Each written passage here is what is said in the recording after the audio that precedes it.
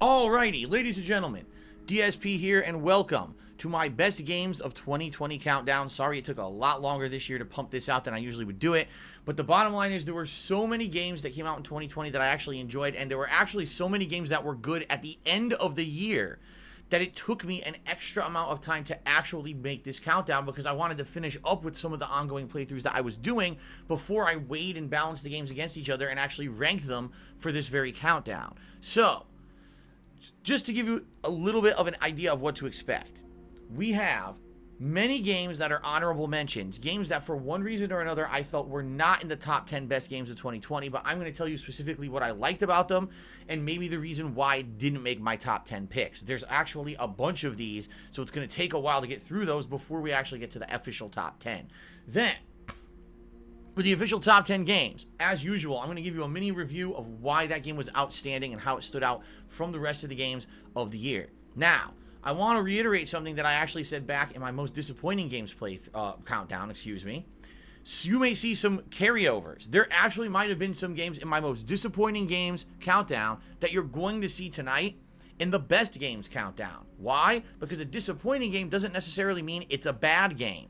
Even if there's games that I didn't think were the best they obviously could be, they still might have been among some of the best games of the year, and I'm going to call those games out and give them a fair shake because I don't want them to go ignored or unnoticed or act like I'm biased in the way that I actually judge how good games are just because I personally didn't like one little thing about the game. You know, subjectivity versus objectivity, right? If there's games that commonly people really liked, chances are there's something good about them. Even if I didn't love them, I'm still going to give them credit where credit is due. Fair enough? So I hope you understand that. And if people, oh my God, why is there something that was in a bad list on the good list? Because the world's not black and white. That's not how it works. Something might have been disappointing to me, but I still really liked it and admit that it's one of the better games of the year. Okay? Fair enough? All right, thank you, Elon on Wheels, for the cheer. Let us now begin with their countdown of the best games of 2020. We're going to start with honorable mentions. Again, these are games that for some reason or another did not make it to my official top 10 games of the year, and I'm going to tell you specifically why. All right? We start with honorable mention,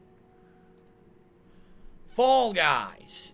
Yes, a game that literally came out of nowhere in the summer of 2020. A game that I probably never would have played if it weren't for free on PS Plus. But admittedly, this game actually was super duper fun during a time period when there weren't a ton of game releases and during a year where COVID basically screwed up all the game release schedules. If everything had been normal, maybe Fall Guys never would have ever been noticed nor ever got any traction. But undoubtedly, the summer of 2020 was dominated by people playing Fall Guys, and this game basically going viral on the internet.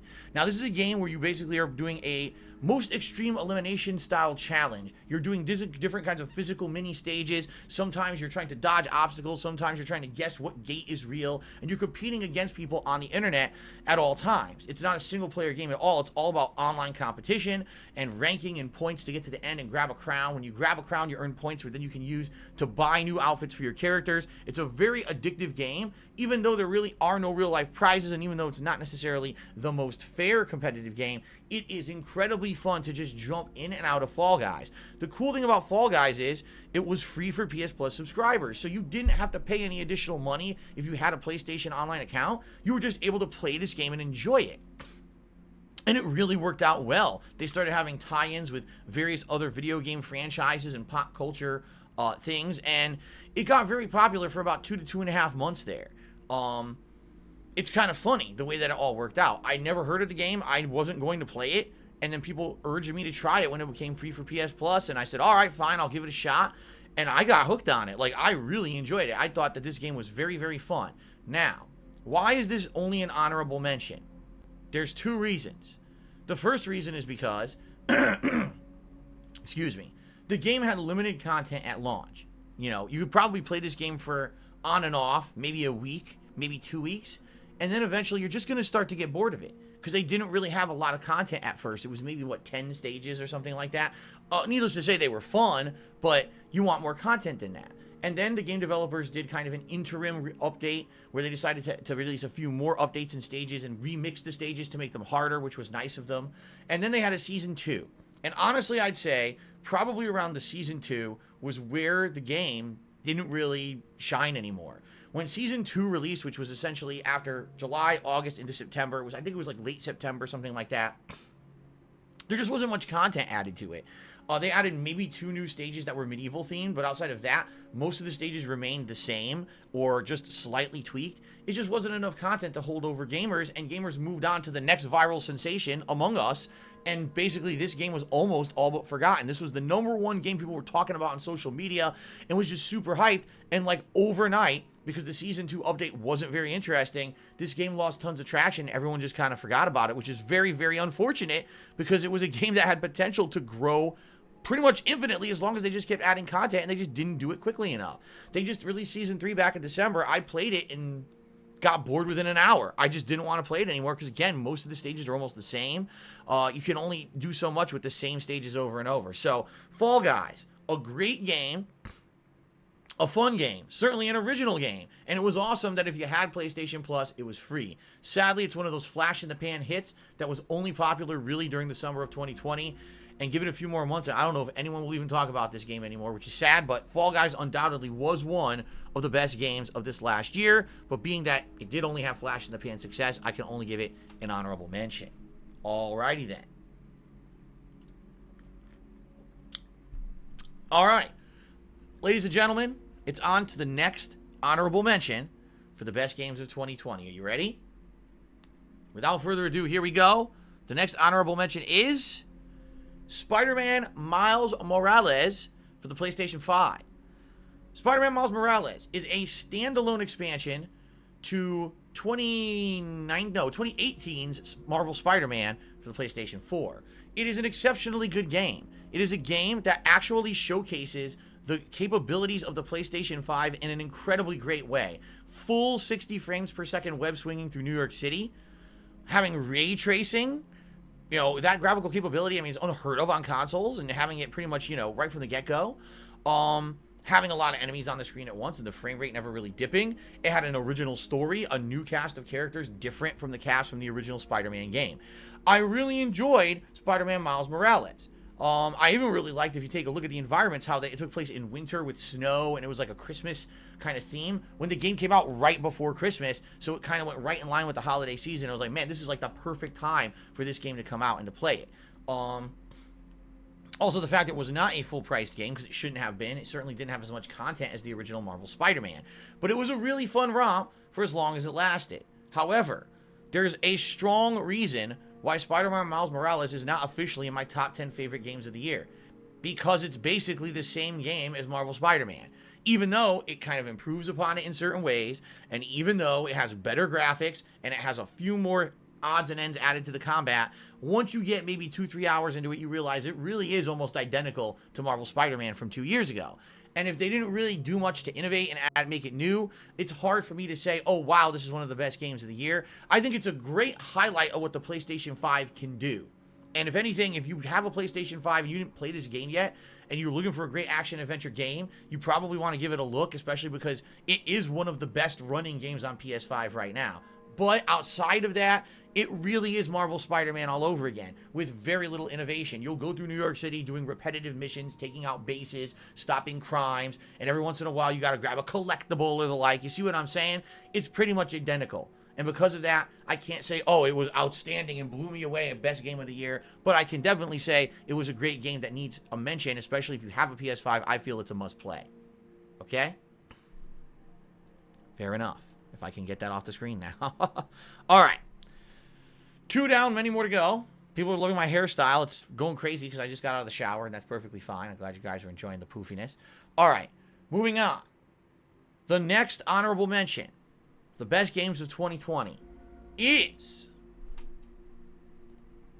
Assassin's Creed Valhalla. That is right. The latest installment of Assassin's Creed takes place during Viking times, much like the last one took place during Greek mythology, and the one before that was Egyptian. This one goes to Norse mythology, and it's an interesting and fun game. I do like the character of Ivor. I like the idea that you're a Viking in a new land. You're displaced from where you came from, where it's Scandinavia or whatever. You go to England. You're trying to make a foothold. You're exploring. You're getting allies. I like the idea of raids and taking over bases. It's really cool to take battering rams and knock down the front gates of big fortresses. And I definitely enjoy the combat. Even though the combat is absolutely nothing like we've come to expect from Assassin's Creed, because Assassin's Creed, let's face it, this game is Assassin's Creed in name only. This franchise has gone so far off the rails of what you would expect in an assassination franchise. I don't know why they call it Assassin's Creed, except that they claim it's still in the main plot line of the games.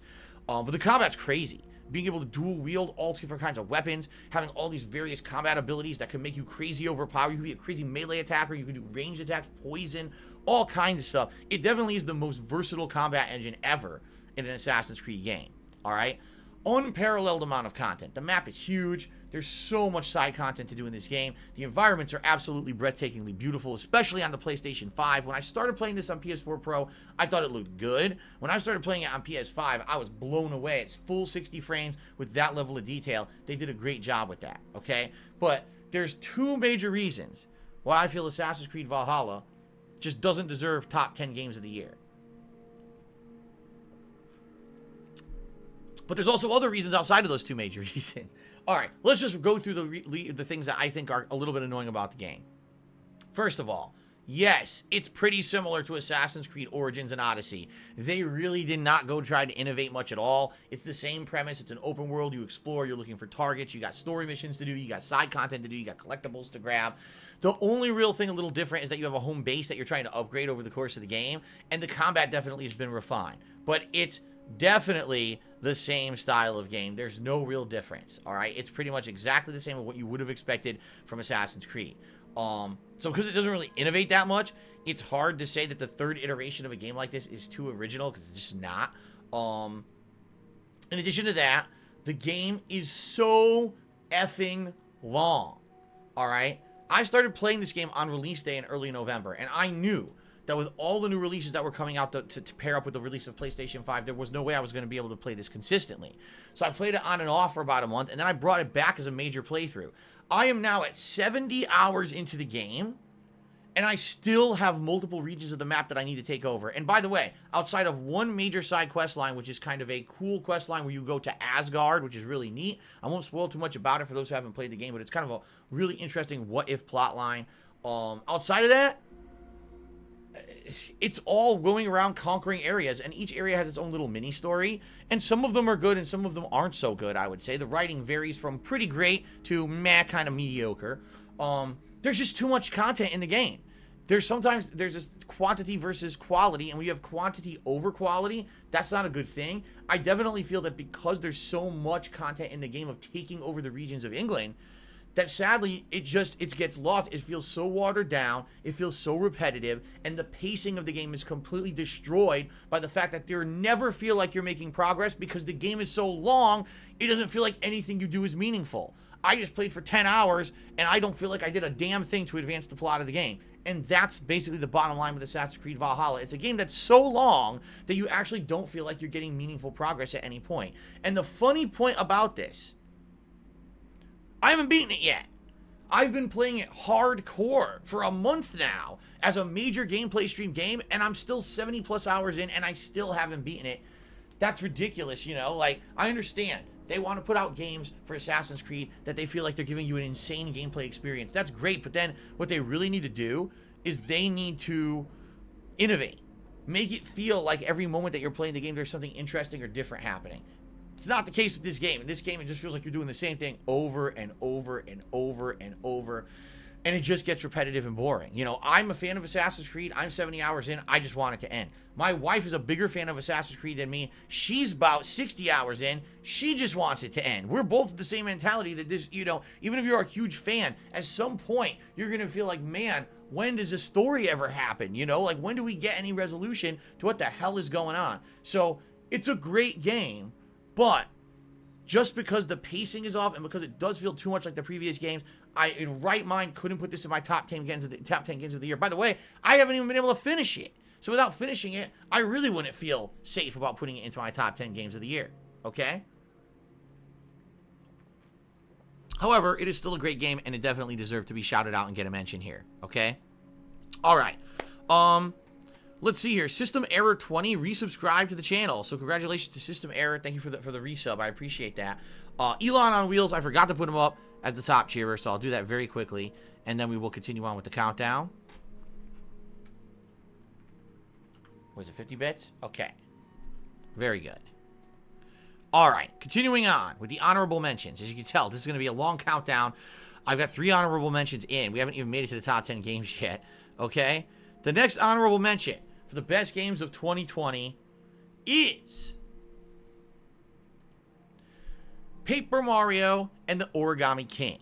Now, admittedly, when I played this game, I didn't know what to expect because I never fully played a Paper Mario game before. I had only played one, Paper Mario and the Thousand Year Door. That was a very long time ago on GameCube, okay?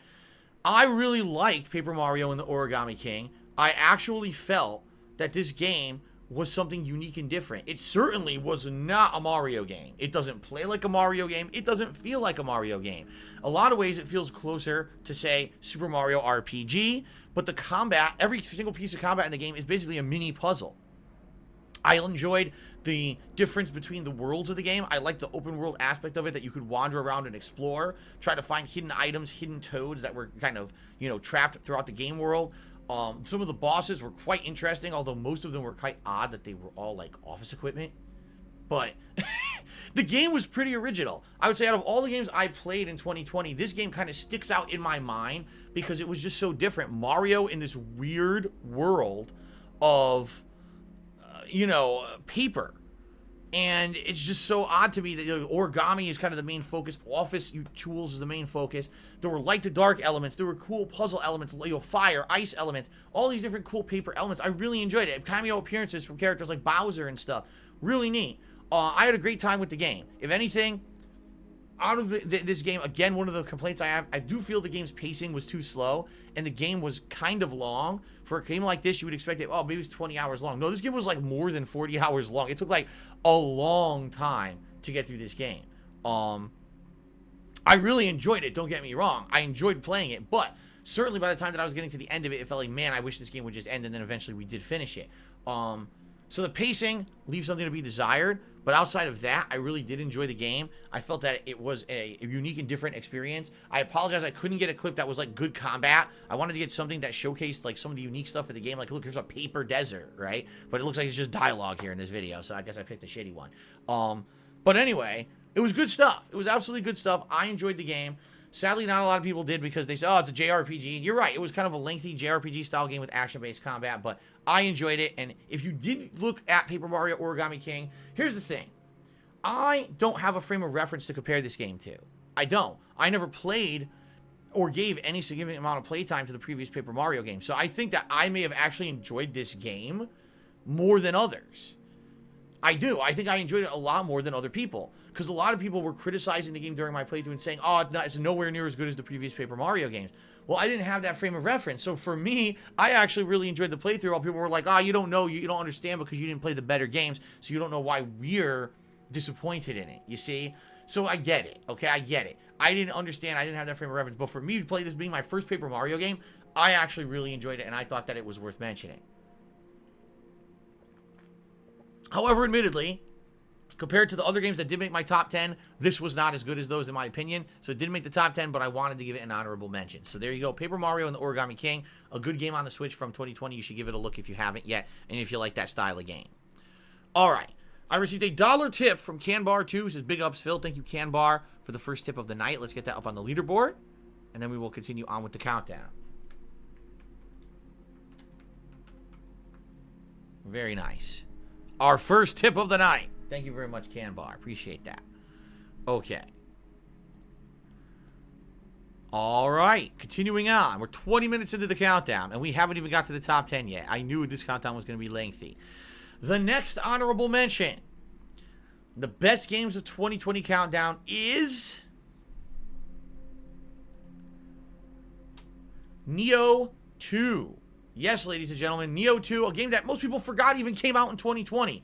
At one point, I actually forgot this game came out in 2020. I wasn't going to put this in the countdown, and then I started going back and looking through the playlist. I was like, crap, this actually came out in 20, like, holy shit. Wow.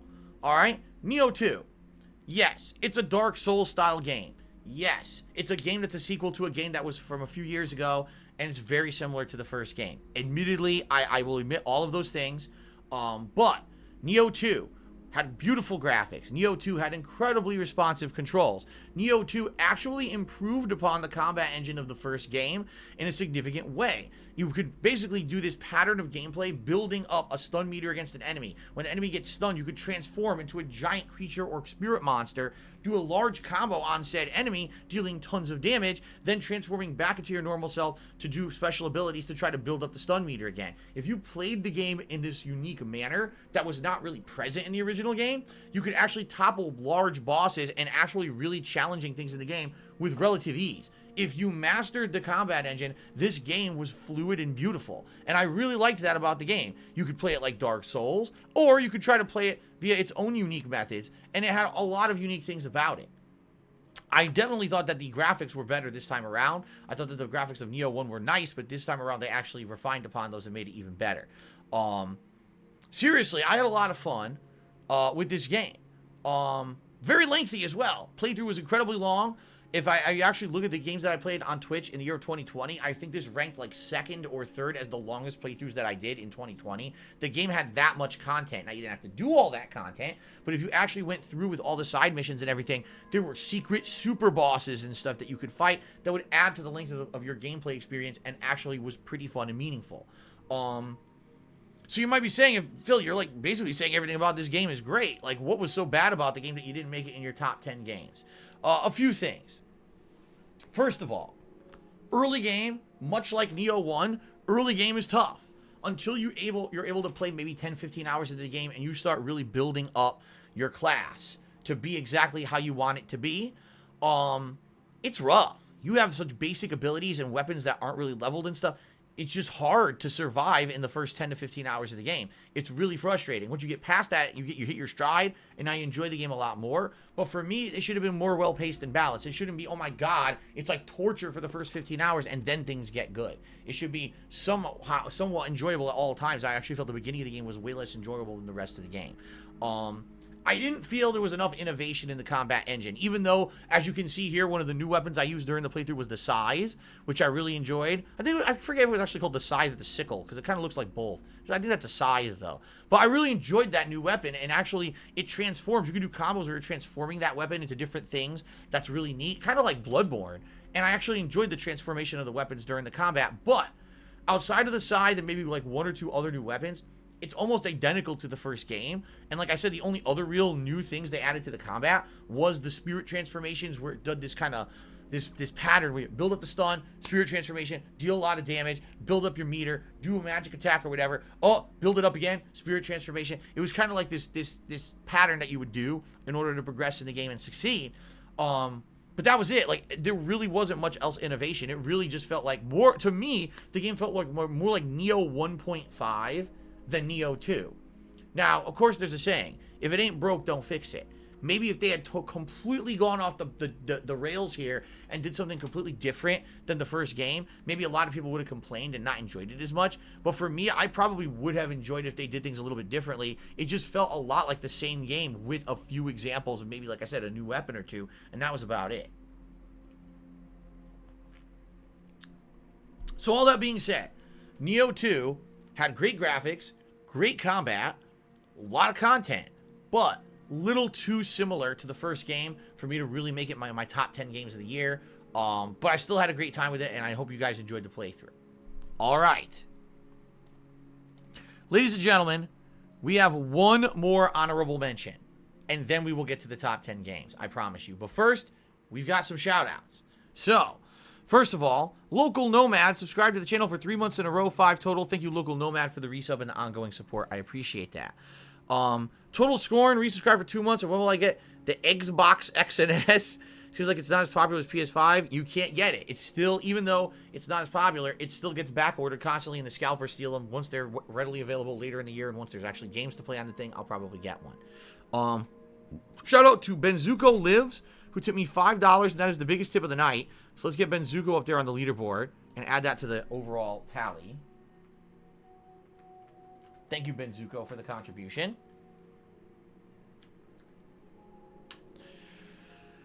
Let's see here. Death of a Vest Street. Cheers. Can I do mixed bag games of 2020? Let me think about that for a second. No, I'm not doing mixed bag games of 2020. Stop derailing my countdown.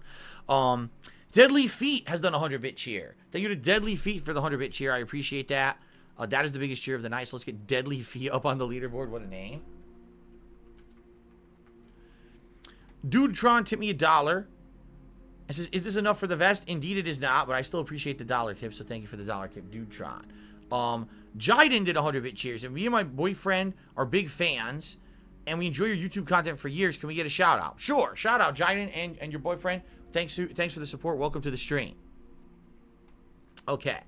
I got another tip, but I'm not sure if it's legit or not. So what I'll do is while my PayPal loads and I can verify the tip, we will do the final honorable mention game. How does that sound? That way we don't hold up the countdown too much. All right.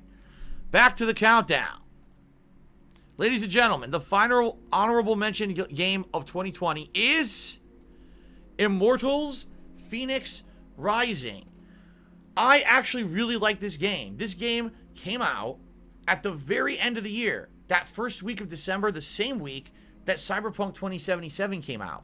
And because of the timing of the release of this game, sadly, a lot of people didn't hear about it and never played it. I currently just started playing the game, and I really enjoy it. I think I've played it for like 2-3 weeks now, and I've only been playing it on and off. Just recently, I started doing it as main gameplay streams. This game is growing on me the more I play it. The game has complex combat with a lot of abilities that you can unlock that make the combat more interesting than just button mashing. The game has interesting traversal mechanics with the flight, the wings of Icarus that allow you to hover around. As you can see right from this video, very interesting puzzles and things that are very fun and allow you to earn upgrades. There are a variety of enemies in the game that get progressively harder the further you play in, and abilities that allow you to do combat things better the further you get into the game. Oh, there's a flying enemy, really annoying in the beginning of the game to hit those. Well, you get an ability to zip line up and do air combos on them. Later on, you get the ability to actually pull them out of the sky and slam them to the ground. Really cool. Big boss fights. It's got puzzles similar to Breath of the Wild, and I really like that because we haven't had a game with a lot of puzzles in a long time. And I definitely think this game does a good variety of puzzles. Some of them are simple slide puzzles like this. Some of them are puzzles where you have to figure out, I gotta put a block on a switch to open a door over here, and then you have to traverse this area and do a time challenge, like hit a switch and run from here to there within a certain amount of time, or do a gliding challenge, get from here to there flying around in a certain amount of time to get upgrade things. Pretty good. Also, the writing of the game is funny.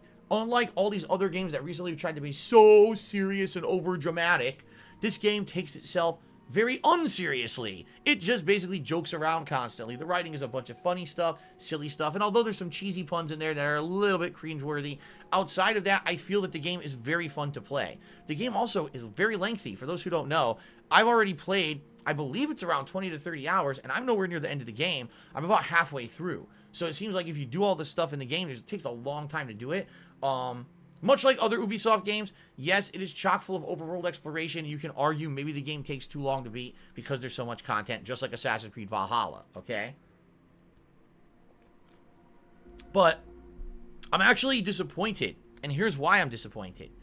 I started playing this game like a month later. I honestly wish I had played this game instead of Cyberpunk, because I feel if I had played this game and finished it in time to do my Game of the Year awards, I might have actually ranked this in my top 10 games of the year. But because I started it so late, I'm just about halfway through it, and I don't feel comfortable ranking this among the best games of 2020 when I haven't seen the entirety of the game. It's entirely feasible that the second half of the game gets too difficult or too repetitive or boring, and it's not a great game for the second half. And then if that's the case, I definitely wouldn't want to rank it among my best games of last year.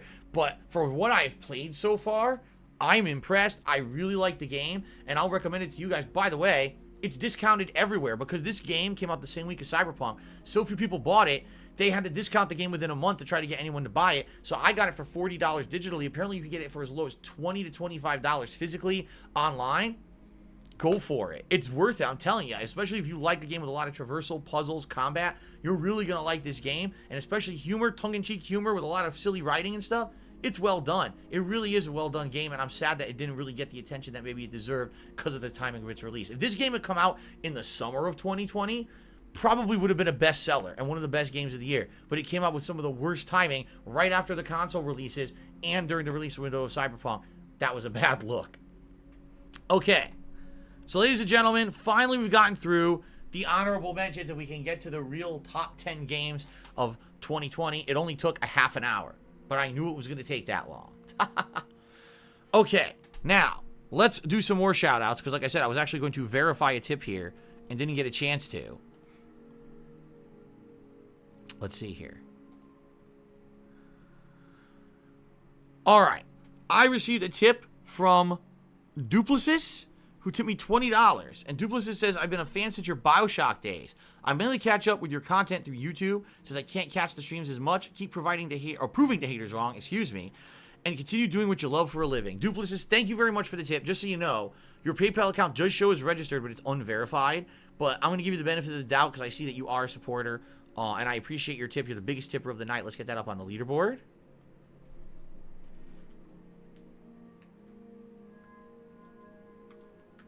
I would ask if you are going to continue to contribute in the future, please follow through with that verification of your PayPal account so I know that your contributions are legit, okay? And thank you very much. There we go. $27 in tips so far tonight, my friends. All right. Also, let's see here.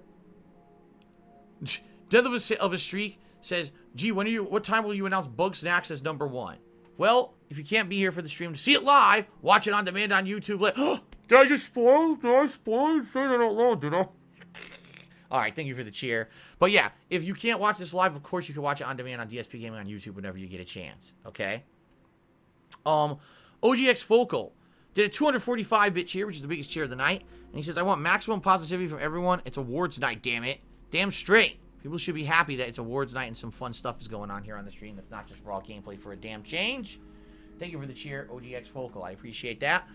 All right. Are you guys ready to continue on with the countdown? I hope so. Okay, now we're going to get to the actual top 10 games of the year. Ready? All right.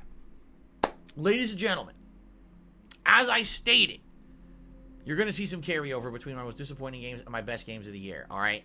My number 10 best game of 2020 is The Last of Us 2. Now, you all know my very, very, very strong criticisms of this game, all right? But you know that my very strong criticisms of this game are primarily the story. The story I hate. But if you just took the story out of the game and you actually look at everything else on a fair, objective scale, all right? The gameplay that was dramatically improved from the first game, adding things like climbing and traversal, going under things with crawling, the characters that actually act like real-life humans having conversations when they're out there sneaking around and trying to protect each other, and when you kill one of them, the other one reacts very realistically and makes you kind of creeped out that you actually killed someone. It makes you feel like they're real. As you can see here, the graphics of the game, absolutely... Wait a minute. Who's that? That asshole above me. He's trying to just fuck her out of here. Anyway... the graphics of the game, gorgeous, especially because this is PS4, not PS5. For the PlayStation 4, looks absolutely breathtaking, some of the graphics in this game. The level design, very well done. I really enjoyed all the different world design and levels of The Last of Us 2. In particular, when you finally get to Seattle, and you're actually going through downtown Seattle, and you're doing things such as... going through a video arcade that actually really exists in Seattle because I've been there, or going down to the waterfront and there's the giant wheel and the aquarium that are really in Seattle. Those things are all very neat. Yeah, and then of course, I'll also say this. Even though I hated the story of the game, you want to know what I really liked about the game? Segments like we're looking at right now. Because a segment like this didn't have to be in the game, and what this is a throwback to the relationship of Ellie and Joel, the thing that made the first game good. And actually getting more of that in the game, even though you knew that wasn't the focus of the game and that was kind of torn away from you because of the plot of the game that I didn't like.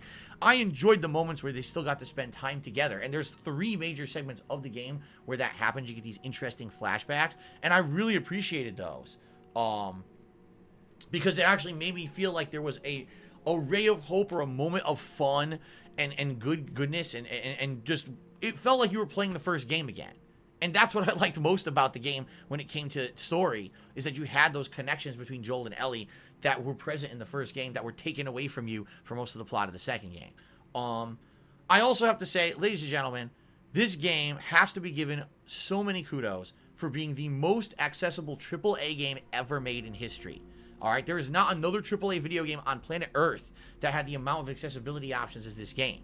All right, I was blown away. The colorblind options, the options for the hearing impaired. If you were blind, this game has a full-blown sonar mode that allows you to hear objects in the game, and people actually, like Super Blind Man, a longtime viewer and supporter of mine, played this game from start to finish on the hardest difficulty and beat it, and he can't see anything. That's crazy to me. That's just like, wow, they actually went the extra mile. They cared about every single person who wanted to play their game and wanted to make sure that it was accessible to everybody. They did an outstanding job in that regard, and if anything in this game stands out, that should be the thing that's most applauded. And I feel that this being the best in class, most accessible game of all time for AAA games, this game should be the poster child for what should be done with AAA games in the future if they actually care about appealing to a wide audience. All AAA games with ginormous budgets should have accessibility features. It's just that simple. And if they don't have it, that's fucking lazy. This game showed how to do it right, and everyone else should be taking this as the example. They should be using the people who worked on this game as consultants on future games. There's just no excuse anymore to have games that aren't accessible, okay? So, this game has a lot to praise. Again, the graphics, the gameplay improvements, the world design. Oh, I didn't even mention the voice acting. Of course. They got an all-star cast of voice actors who did an insane job. I know that they did the mocap, right? The mocap is top-notch. If you like the story of this game, it's probably your favorite game of the year. And I can understand why a lot of people said this is their favorite game of 2020. Not me. For me, sadly, the story was so poorly written, poorly paced, and just such a primitive, underdeveloped story. A story that went against everything we learned about these characters from the first game and flipped it on its head so that it could have a narrative pushed down your throat. I didn't like the game overall. But I can tell you, I can understand why someone did, and I'm not going to hate on someone for liking the game. I'm also not going to say, oh, there's no way this is one of the best games of the year. It is. No matter what. Even if you hated the story of The Last of Us 2, it's still one of the best games of 2020. You can't deny it. It has all the things you look for on a checklist of a great game, except, oh, I didn't like the story. That still doesn't mean you negate all the other great things about the game, all right? I like the game. Overall, I think it was well developed, well done. By the way, in a year when we had game after game come out completely unfinished, unpolished, and buggy as fuck, this game was supremely polished and didn't have those kind of issues at all. You could tell the attention to detail, the care, the development was put into it, okay? I don't like Neil Druckmann, but he did a lot of things right on this game, and it should be respected, and I made it my number 10 game just for on those laurels alone.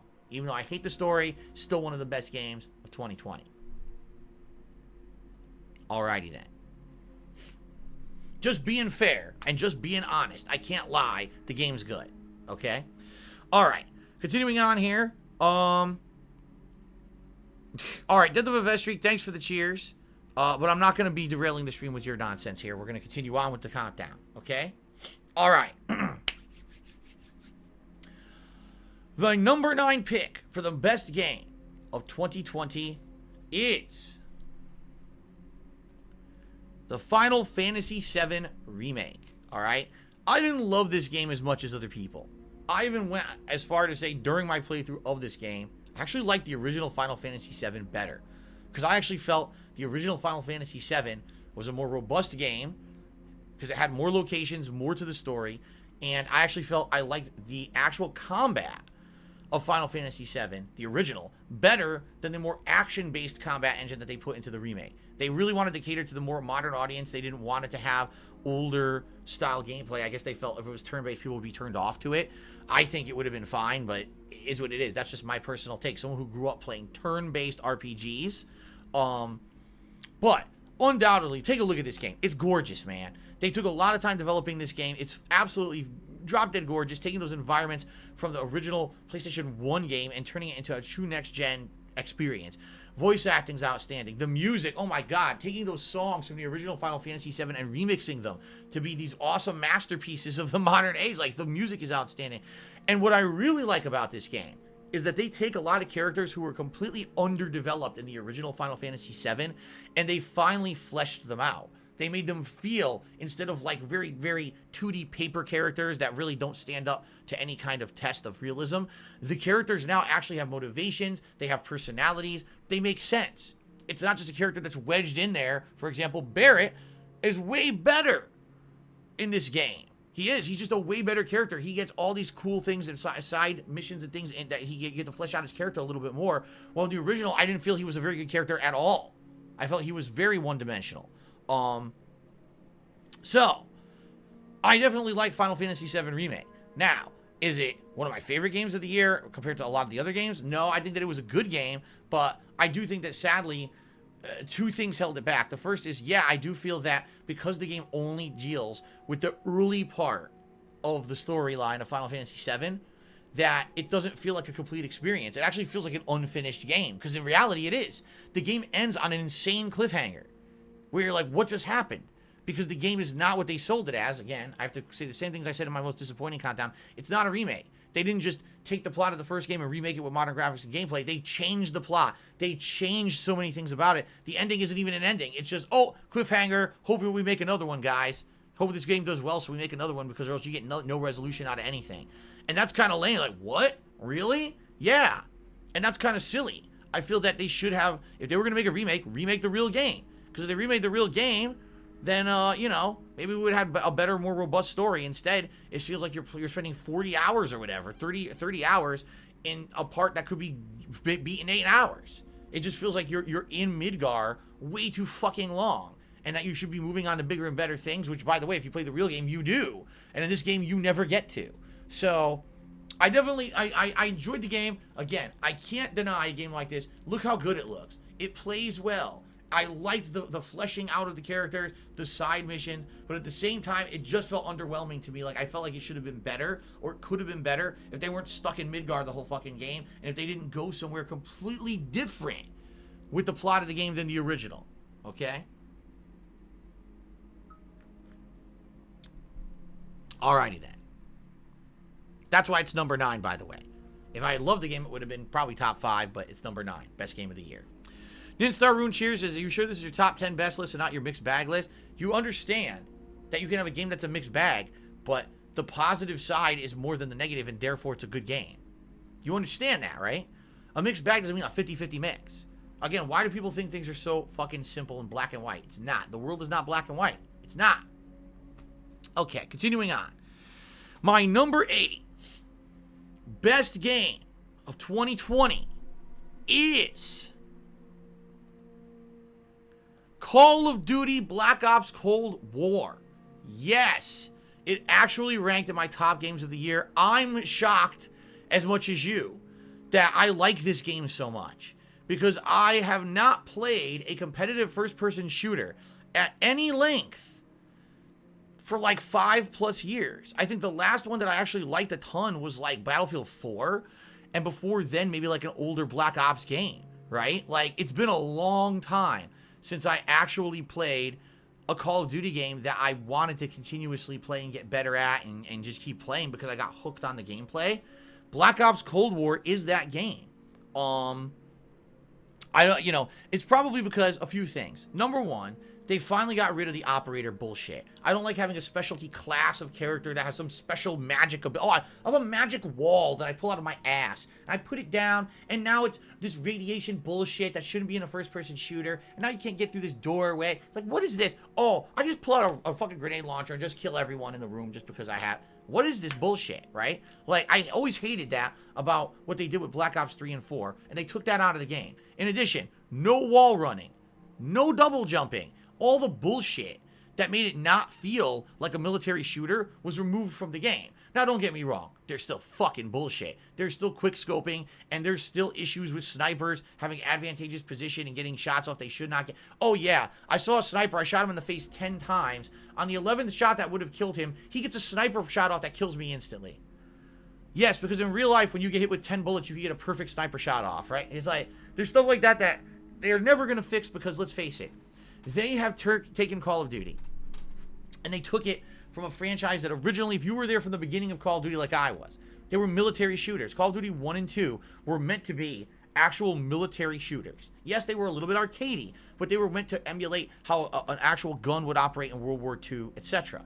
Then when they went to Modern Warfare, they added in modern weaponry, modern guns, UAVs, and all of that. And it became way and way more complex, okay?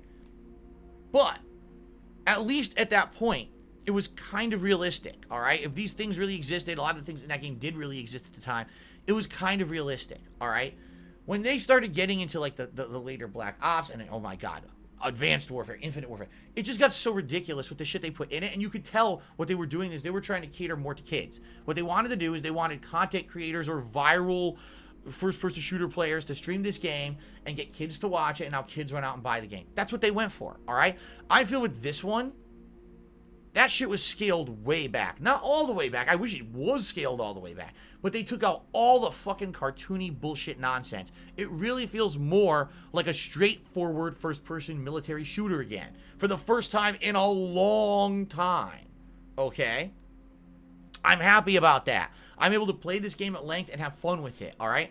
And in truth, even though I do believe there's bullshit with the quick scoping and all that, and I rage at it, the campaign was good. Was it the best campaign I've ever played in a first-person shooter? No, but it was interesting. It had an ongoing mystery narrative. It had side content you could do, and it had a really cool, interesting twist ending. The game itself has many different modes.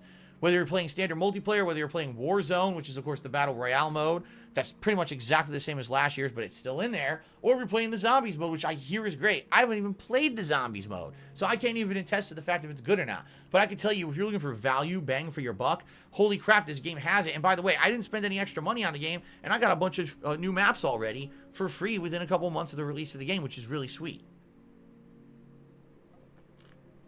Now, the one thing that I will say is bullshit, and if you want me to be very honest with you, the one reason this game is actually not higher on my best games of 2020 countdown, it's because the skill-based matchmaking screws up the game, alright?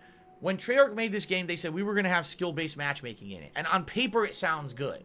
Play a few matches, the game will see how you do, and based on how you do, it'll then put you into a lobby where you're supposed to be playing people of your equivalent skill, alright? Instead of just playing noobs all day, you get to actually play with people who are pretty decent. Makes it a more challenging experience. Makes sense, right? But here's the problem. That's not actually what happens. What happens is you play 2 matches, you dominate, you kick ass. Oh my god, look at the score streak, I got chopper gunner. Then they throw you into a lobby. Sure, the people are ranked higher, but the people all have bad connections to you. Because the game doesn't have a centralized server. It's still peer-to-peer bullshit. So when you go to play against these other people that it forces you to play with, because, oh, skill-based matchmaking, the connection dramatically declines. And now you'll have people, you're shooting them 100 times, they won't go down. Your bullets are completely ineffective. Grenades explode and no one takes any damage. The game becomes a joke. And then you just rage and you lose. And then after you lose 2 matches like that, the skill-based matchmaking kicks you back down to a general lobby where the connections are better again, and now you dominate again. So it's pinballing back and forth between good connection, bad connection, good connection, bad connection. And you can't consistently play this game at length without getting pissed off because the connections keep sinking into the fucking toilet. That's a major flaw, all right? That's a major flaw. They should not have it doing that, all right? They should have it so that you have a consistently good connection no matter what. Okay, you want skill-based matchmaking? That's fine. But match it up with people who have a good connection and are higher ranked, not just one or the other. You see what I'm saying? Like, you can't do that. That actually ruins the gameplay experience for me. So, in my opinion, the game is outstanding with the improvements they've made to it, and they removed the gimmicky crap. But the fact that the skill-based matchmaking screws it up makes it that I can only say it's about, you know, number 8 on my countdown of best games of the year. It would probably, I'm not even kidding, would have made top 5 or higher if, I don't know how you get higher than top 5, if it had better matchmaking and better online connections, but they're just not consistent enough, and I have to be honest. Okay? Very good. All right. ladies and gentlemen, that's number 8. Deadly Feet now did a 100-bit cheer. Thank you very much, Deadly Feet, for the cheer. I appreciate that. Okay.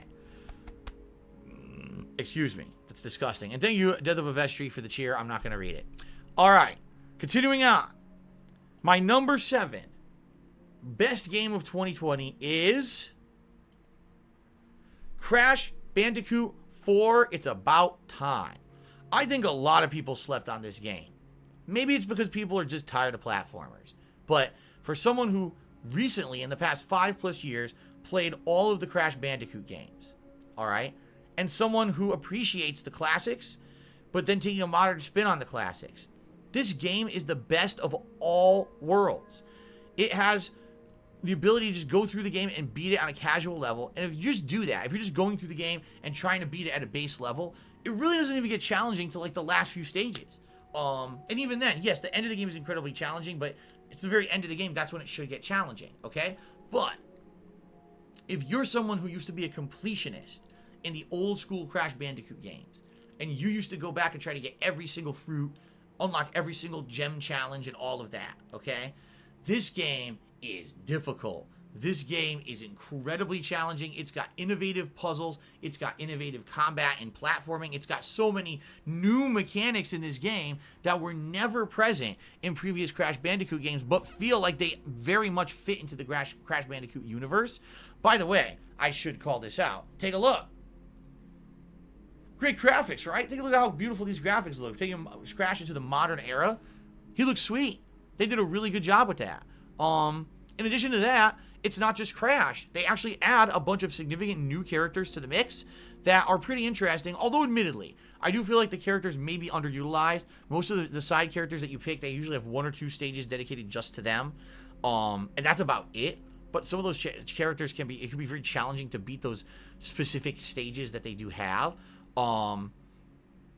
So I liked that they were in there. It was just added content. The game is full of content. If you're looking for, you know, a full-on challenge and doing all the content in the game, this game is incredibly lengthy. Now, I didn't do that. I basically did the base story, did the side character missions. You didn't have to do them, but I did them all. And, yeah, at first, I was trying to go for a little bit of a completionist run, but when I realized this game was way more difficult to do a completionist run than some of the other Crashes I had played, I personally decided I wasn't going to go for that. It was going to be way too time-consuming, and I just basically tried to enjoy the game for what it was. Even then, the game kicked my butt at the end. All right? But for someone who's a fan of the original games, I think you're really going to like Crash Bandicoot 4. If anything, I think they said the game did not sell very well, and I think the reason being is a few things. Number one, you know, people are not looking really for this style of game in 2020 anymore. You know what I mean? Like, this is a game that, yeah, has a nostalgia factor to it, and when they released the Crash Bandicoot collection, people who were fans of the original Crash jumped on that collection because that was nostalgia. But I think now people have kind of had that nostalgia kick, and now they're kind of moving on a little bit. And in addition, we all knew that in 2020 we were getting new consoles and everything. So this was kind of like a game that's like, man, I'm saving up for the new console, or, you know, I'm going to drop money on so many games in the next month when PS5 or Xbox Series X comes out. Do I really want to get Crash 4 now or just wait? I feel a lot of people had like this wait and see attitude, and because of that, the game didn't actually sell that well. I thought it was outstanding. Look at this. The graphics are great. Look at these gameplay mechanics that are unique and different from old school Crash, you know? I just really enjoyed it. I hope that you guys enjoyed my playthrough of it, and the fact that I did try to go in there and give it as much of an honest go as I could. I knew I wasn't going to do a completionist run of it. I wasn't good enough at these kind of games to do that. But I really enjoyed the playthrough, and I hope you guys will give it a shot. And one of my top 10 games of the year by far. Like, I liked it that much. I was shocked to hear that not as many people liked it as much as me. I thought that it was just an outstanding game. Maybe I just like the old school platformer style of game. I don't know, but I dug it. Okay? All right. All right, everybody. Whew. All right. So now we're heading in. We're almost in the top 5, but not yet. We're getting there, though. We're now almost at an hour, and we're not even close to the end of my best games of 2020 countdown. I hope that you guys are enjoying it. Okay, guys? All right. We're going to continue on now. Oh, hold on. Fan of Pop, cheers. Are you going to play the Astros Playroom update? 15 to 20 minute quick gameplay if you get a chance. Really fun bonus they added in. This is the first time hearing of it. I don't know. We'll see. Okay. Continuing on with the best games countdown. Ladies and gentlemen, number 6. I don't think anyone expected to see this on my countdown. I don't think... I'm wearing the same shirt, by the way. Oh, no, I'm not. That's my Fallout shirt. It looks similar to this one. I don't think anyone expected to see this one on my countdown. All right? But I genuinely enjoyed this game so much that I wanted to put it in my top 10 games of the year. And then I started actually rating it against other games. I was like, wait a minute. I actually liked it more than all these other playthroughs. I did. Okay? When I started playing the Tony Hawk 1 and 2 remake or remaster collection, I was getting my ass handed to me. I sucked ass at it. I had only rented Tony Hawk 1 or 2. I couldn't even tell you which one it was. Way back in the day on PlayStation 1. I sucked ass at it. I was no good at Tony Hawk. I didn't know what I was doing. On the fly, had to learn everything about Tony Hawk 1 and 2. And the more I played the collection, I started to understand why people really liked this game and why this game was such a cult classic back in the day. The fact that the game has these unique and different areas, and yes, it's cartoony, admittedly, it's not ultra realistic or anything, but the areas are all unique and fun. The fact that the game has a simple way to play it, but when you actually learn the nuances of the game, right, how to use the alternations of things when you're going up and down the ramps to maintain your combos, maintain your momentum, how it's not just about that, it's about speed, it's about control, it's about combo ability, it's about maneuverability. The fact that in each stage there's so many things to do, it's not just about, oh, get a bunch of points. It's get all these collectibles, find a secret area, get this awesome jump, do this, do that, and it just adds to the replayability of the game, okay? And what's funny is, I know I sucked at it for like the first 80% of the time that I was playing this playthrough. I was terrible at it. But because I stuck with it, all right, by the end of the playthrough, I was able to beat every stage, including the hidden stage at the end of the game, and I was getting incredibly high scores. I got the trophies for beating the high score challenges and stuff because I stuck with it, okay? So that's the thing, and that's, I think, if anything, that's one of the things about Tony Hawk that stands out. If you dedicate yourself to kind of learning it, it's all kind of explanatory. You can figure out exactly what you need to do to succeed at Tony Hawk. And they did a great job with this collection. Look at the graphics. This is a PS1 game running on PS4, and they updated it to look pretty damn modern. It doesn't look like a crappy HD remix upgrade. It actually looks like an original game, you know?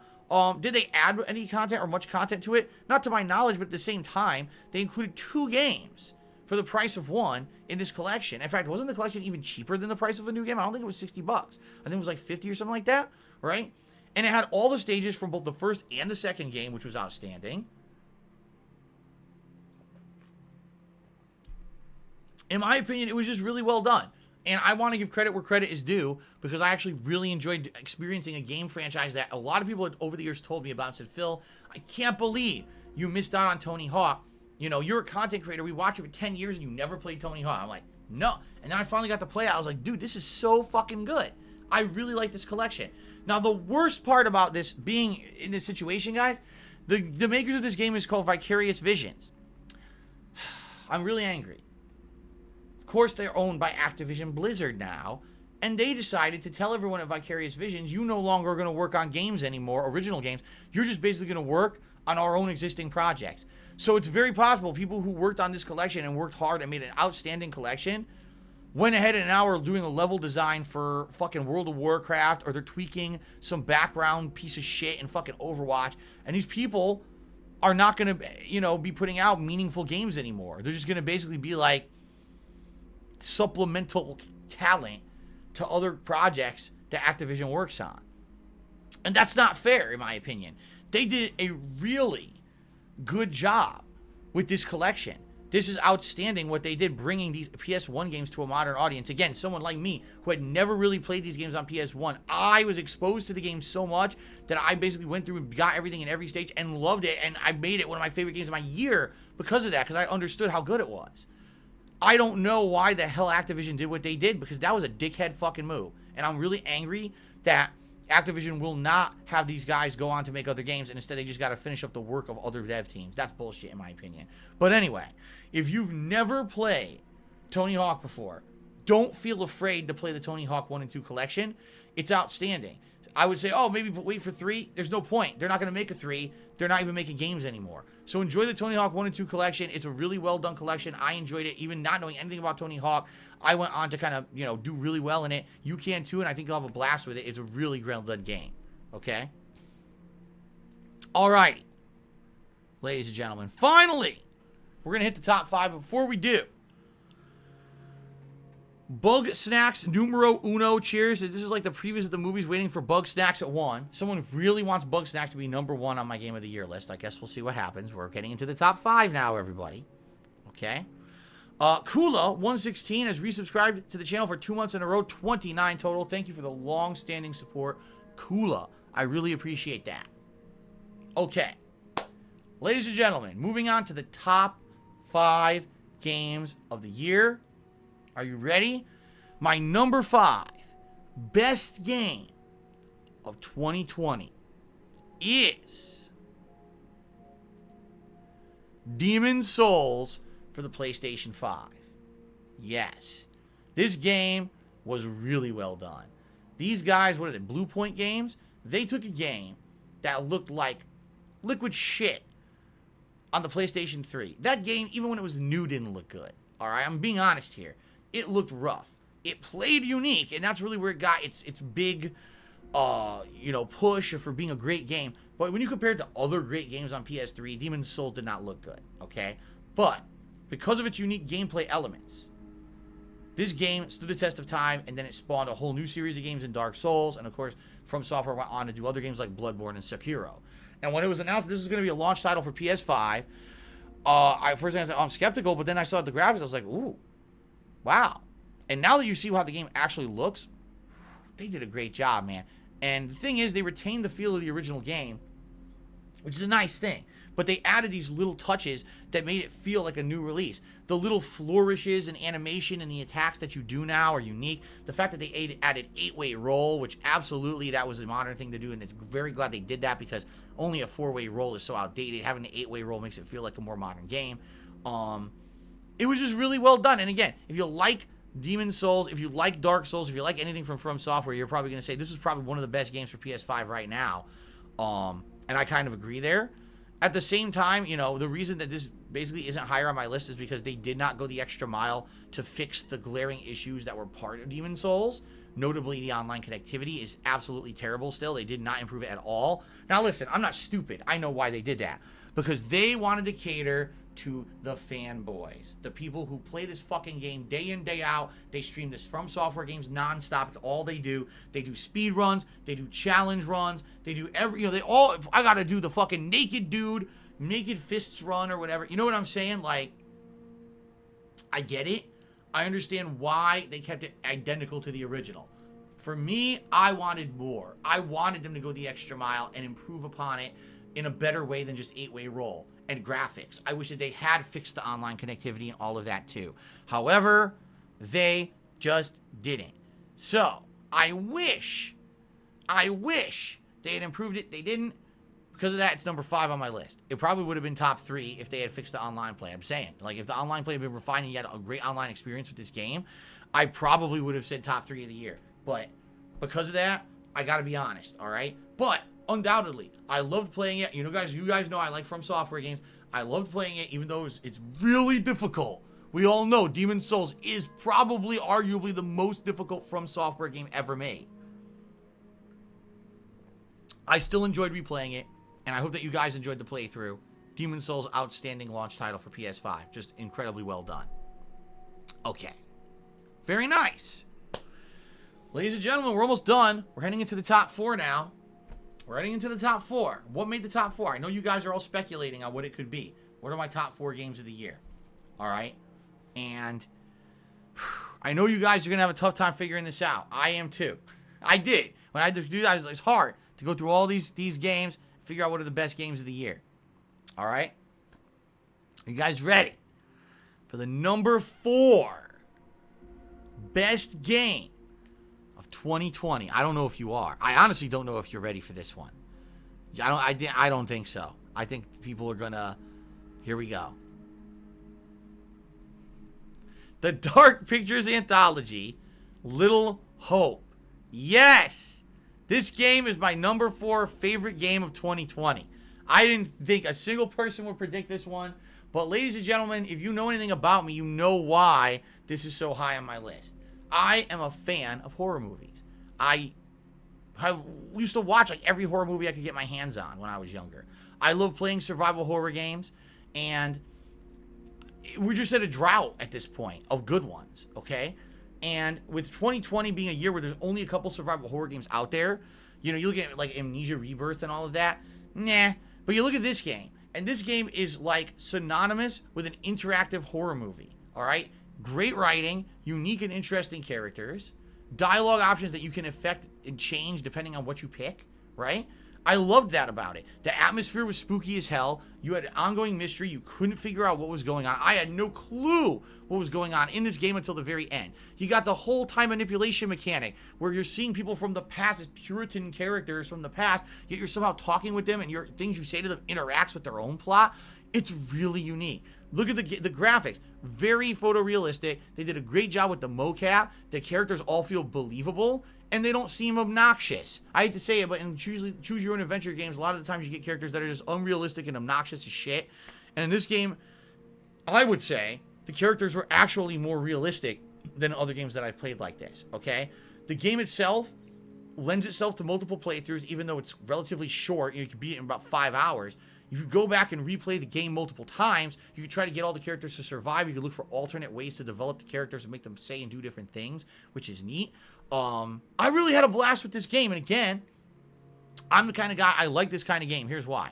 Stream-wise, this is right up my alley. I can pick my own spin on things. I can speculate about what's going on in a mystery game like this, and I can let you know my own hypothesis of what's going on in the horror plot, right? When there's scares and quick time events, it's funny and fun to see if I'm going to succeed or be, you know, a suspenseful part of the game, or I'm going to screw up and get someone killed. I really like this kind of game, and this is like, for me, out of all the horror games I've played like this is the best one. The best writing, the best characters, the best mocap, the best everything. Like, everything about it was great. And I know a lot of people did not like this game, and that's okay if you don't. Maybe you don't like the style of game. Maybe you just didn't like particularly the plot of the game. Well, if you have the right to like the plot of The Last of Us 2, well, I have the right to like fucking Little Hope and say it's one of my favorite games of the year, all right? I just like it that damn much. And I hope that you guys, if you haven't checked out the playthrough yet, if you didn't, give it a look, because so many people hated on it. Or maybe you just weren't thinking that it was going to be a great playthrough. I'm telling you, it was one of the best things I did and played in 2020. I did 2 runs of it. The first run, it was just cold, didn't know what was going to happen. The second run, I went in there knowing what happened the first time and actively tried to make the best decisions to keep everyone alive. I really like this game. If you like my playthroughs of Until Dawn, you know, or Heavy Rain, or Fahrenheit from way back in the day, or what was the last one that they made, Man of Medan, you're gonna love this. I actually feel, out of all those playthroughs, I honestly feel this is my favorite playthrough of all of them. That's how much I like this game, and that's why it's ranked number 4 in my favorite games of 2020. I'm probably one of the few people on earth that said that was one of their favorite games of 2020, but I'm just being honest with you guys. It was that good, okay? Insomniatic Meat has tipped me $5. Says, I love your best series every year, Phil. Keep up the great work. Thank you, Insomniatic Meat, for the tip. I appreciate that. Let's get that up on the leaderboard. Thank you. Up to $32 a tip so far. All right. Also, Ninstar Root again. He said, why do you say Little Hope is long? Because it has replay value, but Hitman 3, which is built on that, is too short. Because just doing the one run through Little Hope, the pacing feels good. Like, I feel that if Little Hope were longer, much like a horror movie that's way too long, it would have felt like it overstayed its welcome. And then you were like, okay, let's go back. Now I know what happened. Let's go back and try to save everyone. In Hitman, it's like, you just want more stages. It doesn't even feel like you did enough in the game for it to be called a game. I'll be honest, I just don't. I feel like there should have been more substance to Hitman 3. But that's my personal opinion and my personal feeling, okay? Mark, oh my god, how do I say this? Mark the Solar Master resubscribed for 2 months. He said, I watched all your DSP tries. To this day, you're my favorite streamer. Fuck Ninja. Well, I don't know about fucking Ninja, but thank you for the compliment and thank you for the resub. I appreciate that very much. All right. Ladies and gentlemen, Deadly Feet just gifted a sub to OVZ. Congratulations to OVZ. Thank you, Deadly Feet, for the support. Let us now move on. My number 3 best game of 2020 is The Last of Us 2, because everyone says it's the best game. It deserves multiple spots on this countdown. So The Last of Us 2, no, I'm just kidding. It's not The Last of Us 2, but you may be just as shocked at what I picked for number 3. It is Bugsnax.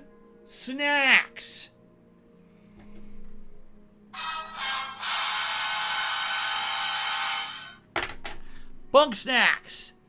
Goddamn motherfucking Bugsnax is number 3 favorite game of 2020. Can you believe it? I can't believe it. But I'm serious, this is a fucking insanely good game. Alright? When we heard Bugsnax was going to be a launch title for PlayStation 5 and we saw that very first cartoony trailer, we all cringed. We said, what is this? Are you kidding me? This is supposed to be a game we're looking forward to for PS5 where you catch food creatures and when you eat them, your body transforms into the food. This is some silly, stupid, cutesy game for little kids. And man, but then all of a sudden at the very end of that trailer, something ominous happens. The camera darkens and you see some kind of a weird, monstrous creature coming through the forest at you and just a jump scare, and then it kind of ends and you're like, what the hell was that? Like, that was completely out of place for the trailer. I don't even understand what I just saw. And at that moment, and you can quote me, go watch the announcement trailer for PS5 and all the games, and the first time they showed the Bugsnax stuff, I said in that video, I feel this game is going to have some kind of a survival horror twist to it. It's not going to be apparent from the start, but I feel this game is not what it seems, and it's going to be completely different, and it's going to shock everybody.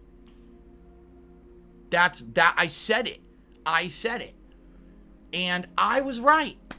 And this game is not for kids. I want to repeat that. Ladies and gentlemen, Bugsnax is not a game for kids. If you have kids play this game, they're going to be terrified by the end of the game. They're going to be crying. They're going to have nightmares. They're going to have post-traumatic stress disorder from playing Bugsnax. This game has adult themes like romantic relationships, like depression, like other mental disorders, societal disorders, things like that in the game. These are adult situations. These are adult plot lines. This is not, a kid will not understand the shit going on in this game.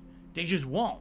They won't understand that there's someone who claims to be a spiritual guru who is actually a hypocrite and is eating all the Bugsnax on the island. They won't understand what that means. You know what I mean? It's that complex of the writing. Every character in this game is imperfect and has their own personal flaws, and you get to know each character through dialogue and doing missions with them, and you get to find out through their interactions with each other, which are very realistic. Like real life, everyone has an issue with everyone. No one gets along. Everyone likes one person but hates another for various reasons. And the society in Bugsnax is very unique in that regard, where you have to try to balance those relationships off of each other to get to know all the characters. And through a series of mini missions of catching Bugsnax and feeding Bugsnax and doing things, you go through this crazy mystery plot line of where is the head researcher that invited you, a reporter, to the island? Why is she missing? What the hell happened to this person?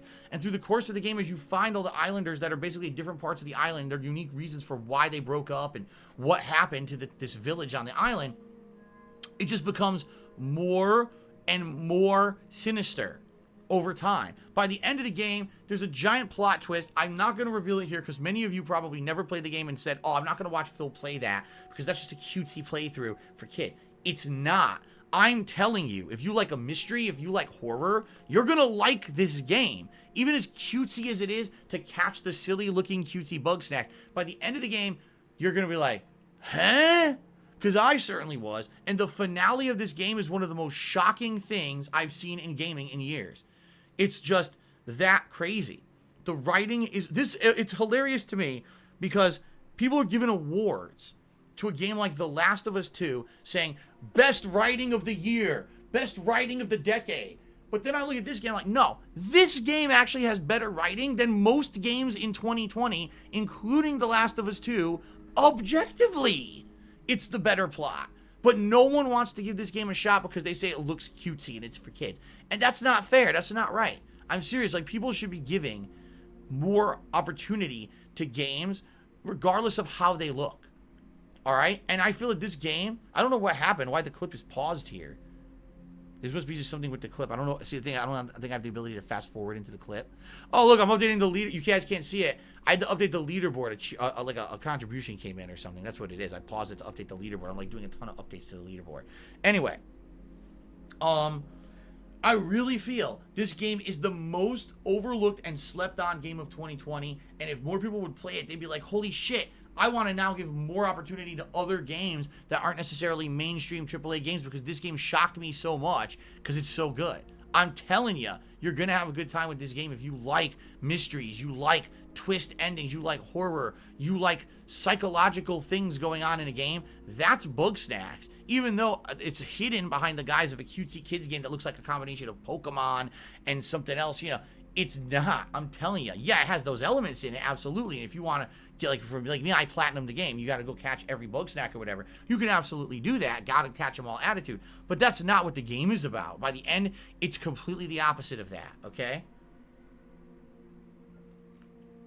So, Bugsnax, the most shockingly good game of 2020 for me. Like, literally jaw-droppingly shocking me. Okay?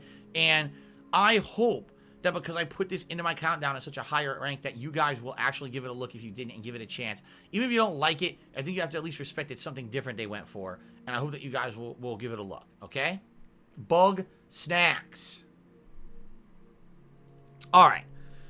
Ladies and gentlemen, we are about to delve. We are about to delve into my top 2 games of the year. Now, what I'm going to do, I'm going to talk about both games in chronological order, in the order they were released. So, the order is not going to determine what I've chosen for Game of the Year. But I want to tell you why each of these games, in my mind, could very clearly be chosen for Game of the Year 2020. And then I'm going to make my choice for you live on stream. Sound good? Okay. But before we do that, shout out to 99 Hits, who subscribed to the channel. Thank you for the sub, 99 Hits. And shout out to Bugsnax numero uno, who cheered and said, "Fuck that, Phil. You know Bugsnax was really #1. Don't let the bullies and trolls change our minds." Hey, admittedly, as good as Bugsnax was, I do think the following 2 games are better. All right, just being honest. All right? So, let's talk about, in chronological order, the games that are in contention for my pick for Game of the Year. All right? First game, in chronological order, Ghost of Tsushima. Alright? A game, story of Jin Sakai, a man who was on track to become a Japanese, you know, a politician, warlord, whatever you want to say. War breaks out in his country when the Mongols invade. Everything gets flipped on its head. All hell breaks loose. And he's trying to live the code of the samurai. But he finds out it doesn't work. Because this code of the samurai is honorable. The Mongols are not honorable. And trying to fight them with honor doesn't work. You have to resort to underhanded tactics in order to succeed and save your homeland. And the game is gorgeous. Let me tell you, on PS4, one of the best looking games on PS4 I've ever seen. Just look at these graphics. Look at the amount of detail in the grass, in the trees, you know, the wind. The only game I've ever seen with a unique wind mechanic, where the wind is actually your GPS that tells you where to go and how to get places. I've never seen that in a game in my life. Look at that. Unique combat styles. You can play this straightforward like a samurai, head up, challenge everyone, and try to do parries and dodges and combos. Or you could play it completely stealthily. You can decide that you just want to play like Assassin's Creed, and you could go around trying to backstab everyone and do stealth kills with poison and daggers and stuff like that. Now, admittedly, a lot of people said the game is too similar to Assassin's Creed. You know what I say? This game is what Assassin's Creed should have been. Today, when we're looking at Assassin's Creed Valhalla, and it's a game that's 100% action combat, stab them with a spear, and do this and do that, and there's almost no assassinations left to be spoken of. This game is actually what I feel Assassin's Creed should have become. And Assassin's Creed, at some point along the line, decided they wanted to be Witcher 3. So they veered from that formula of being Assassin's Creed to become Witcher 3, and a game like Ghost of Tsushima stood up and said, well, we're just going to one-up what you guys have been doing all along and show you how it's done. The game's locations are unique and gorgeous. You've got beautiful green, lush countrysides, giant, beautiful flower fields, big vistas, awesome gorges and canyons, beautiful seasides, really decrepit places that have been burnt down by the invading Mongols that look terrible. There's a whole northern area of the game that's all snow and ice and stuff. Really unique, really well done in that regard. The story, it's outstanding. The story is well paced. The story is interesting. There's major side characters who you get to know and like over the course of the game. Even though they're not necessarily the best people or the most likable characters, you get to know who they are through their actions and through learning their backstories and through series of missions where you help them out. Some of them have their own intriguing mysteries of what happened, why did someone try to assassinate my whole family, and now can you help me figure this out and stuff like that. I like that. But I also like the fact that the game is flexible. if you want to just play it straight up like a fighting game, you know, combat game, I want to challenge everyone head up and do duels. You could do that. I want to just do parrying and dodging in combat. You could do that. Or you could do ranged combat. Or you could do stealth. You know, I like that there's all this variability in the combat engine of Ghost of Tsushima. Also, the side content of the game is incredibly addicting and fun. Unlike a lot of these open world games that have a million things to do on the map, this game slowly unveils those things to you at a good pace. And I just found myself getting so immersed in this game that as I played it over time, oh my god, there's a fox. Chase the fox to a shrine and get an upgrade. Oh, what the hell is that? There's a hidden shrine at the top of this waterfall. Let's climb up there and get, you know, a special power up or whatever. Oh, look at that. There's a camp. Let's take over the camp now and kill the Mongols in the camp and do that. And by the way, here's a nice story mission sitting right next to there. And you can organically flow through all the pieces of this game like that and never feel bored. There's plenty of games like Far Cry and the current Assassin's Creeds where I can do all that side content, but I kind of get caught up in the same repetitive shit and I feel bored. That never happened for me in Ghost of Tsushima. Seriously, never. By the way, one of the most well-written endings I've seen in a game in recent years, I mean that. Like, I actually felt that the game, especially because the game gives you a critical choice at the end. I'm not going to spoil any of it. The game gives you a critical choice at the end that comes full circle from all of your choices in the game. And I felt like that was exactly how I wanted the game to end. And it was like a perfect ending and leaves it open-ended for a sequel. So, for me, I thought this was one of the best written games I've played in a very long time. With very few criticisms. Like, honestly, when I'm thinking, I'm trying to think in my head, like, what was the real shortcoming of the game, you know? And it's hard for me to even put my finger on anything major, and it's I would feel like I'd be more nitpicking than anything else. The major criticisms I had of this, that I've heard of this game, I should say, people say it's boring and repetitive. It's too much of the same thing over and over. I never felt that way. I seriously never felt that way. I've played many games like that. Like I said, Far Cry is like the real example of that, where it's so much of the same shit, you get bored over time. I never once felt bad playing this game. I thought that it was outstanding. Oh, you know, oh, and by the way, the loading times on PlayStation 4, not PS5, PlayStation 4, the loading times were nearly non-existent. I have no idea how they pulled that off, because no other game developing studio did what Sucker Punch did with this game. Every other game takes forever to load. This game was like, wait 10 seconds, you reloaded the entire fucking world. I don't know how they did it. That's some magic shit. Of course, now all the games run well on PS5 because it's on SSD, a solid state drive, but I don't know how they pulled that shit off on PS4, okay? So Ghost of Tsushima, beautiful game. The best of all the combat engines you would want slammed into one. Essentially what you wish Assassin's Creed had become instead of becoming Witcher 3. Outstanding plot, great side characters, tons of content. It's everything you would want in an excellent game, okay? An excellent open world combat action hybrid game. There you go. So then, what other game in 2020 could even stand up or compare? I just kissed Ghost of Tsushima's butt, right? Well, ladies and gentlemen, there's another game that I feel is just as good as Ghost of Tsushima, and that game is called Yakuza 7. Yakuza 7 blew me away, because Yakuza, up to this point, has been a game franchise where you've wandered through Japan, you know, usually Tokyo, Kamurocho, Tokyo, and you're beating up thugs in the street with a combat engine. You're running around, you're mashing buttons, you're doing combos, you switch combat style, you do another combo, and you do that like, I'm not even kidding, 70% of the game, okay? Now, Yakuza is also known for its robust story. The fact that not only does this game usually have a story that's really well written and very dramatic with twists and turns, but also having a ton of side content. You'll run into the most silly people in the streets of Kamurocho, learn their stories, try to help them out, and by doing that you learn upgrades and you get all kinds of fun stuff unlocked for your characters, okay? But there's always this overwhelming, underlying, very serious, dramatic plot line of a Yakuza kind of a deal going on in the game. So when they announced, after 6 iterations plus Yakuza 0, so technically I guess that would be 7 iterations of Yakuza, that they were going to change the style from being running around and doing action-based combat and turn it into turn-based combat like a typical JRPG like Dragon Quest, I think a lot of people were skeptical. Me, I reserved judgment and said, I'm going to see what they can do with this. I love JRPGs, all right? I love turn-based combat. And if they do something that's robust and interesting, I feel that this could be a really great change for the Yakuza franchise. I'm very happy to say it was. They basically took game engines from games like, oh wow, I actually died in this clip.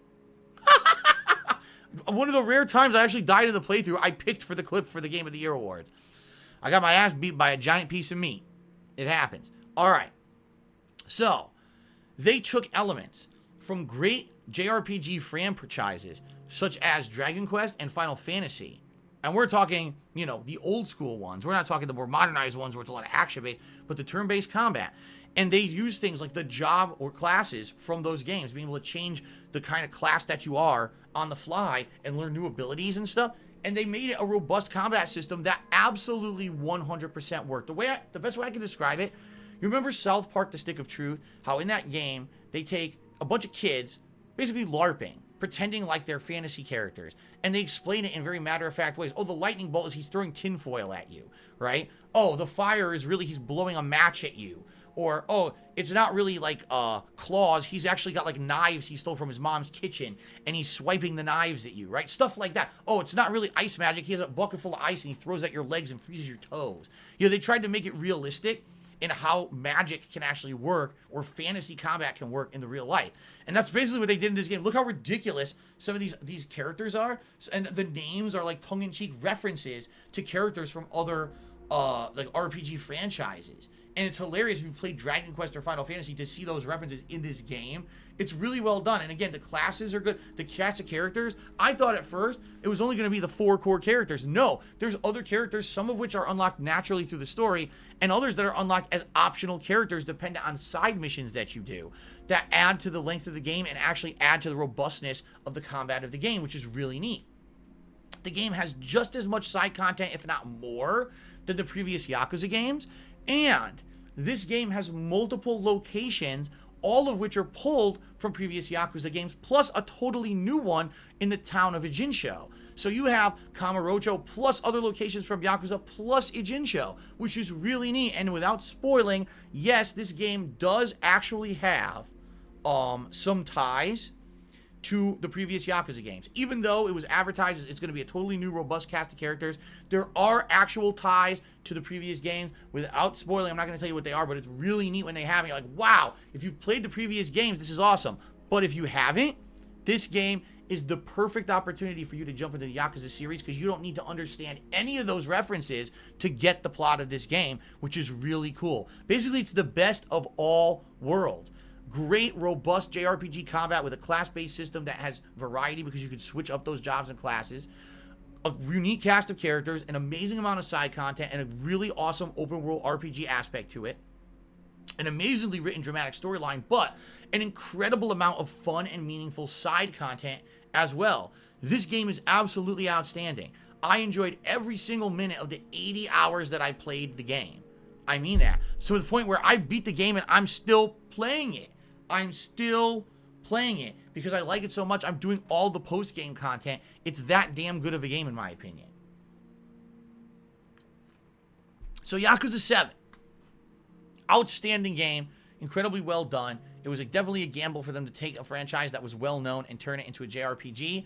But I think that they succeeded on all levels. It's an insanely good game. By the way, it sold incredibly well in Japan to the point where it now looks like Yakuza is going to go crazy. Like, they're probably going to have action-based games, RPG-based games. Like, I think they're going to go crazy and go to town because this is such a profitable franchise for Sega. Pretty much their most profitable franchise at this point, and they're just going to go to town with it. So, that's awesome. Okay, guys. So, all that being said, I have a lot to consider. A lot to consider when I have to pick my game of the year for 2020. All right. Hold on one second because Jay Hale is here to be $10. A good show, Phil. Play Ninja Gaiden Black, by the way, brother. Actually, I started the playthrough of that many years ago. When I did my most difficult games or most annoying rage-causing games marathon, I just never got around to playing it again. But I thank you, Jay Hale, for the $10 tip and thank you for the suggestion. Okay. Now, how do I decide between two games that I feel were best in class in 2020? Definitely, Yakuza Like a Dragon was the best RPG, and people have actually asked me, out of all the Yakuza games I played, what's my favorite one? Well, it's a tie between the first one I played, Yakuza 4, and Yakuza 7. Okay? Ghost of Tsushima, in my opinion, the best in-class, open-world, roaming, action-based combat game of 2020. So when you're looking at those two head-to-head, you know, it's incredibly hard to make a decision between the two because both of them have so many positive things and so few negatives. I enjoyed both games to the point where I played them kind of post-game content to try to platinum them. Like, how do you decide? How do you decide? Well, I'll tell you what you do. You don't. You say it's a tie and you leave it at that. No, I'm not going to do that. That's the ultimate cop-out. I would not do that. I have to pick a winner between these two games, all right? And just so you know, no, it's not going to be, oh, I played Yakuza more recently, so that's the one that I'm going to pick right by default. I'm not doing that. I fully remember my playthrough of Ghost of Tsushima. I remember how much I enjoyed the game, how fun that playthrough was. During the Ghost of Tsushima playthrough, we were making up haikus together live on the stream. We were making haikus together because we liked the game so much. But during Yakuza, we were talking about Japanese culture and how the game ties into real life stuff in Japan. And I was learning things about Japanese culture for the first time, which was remarkable. That's the true key to a great game.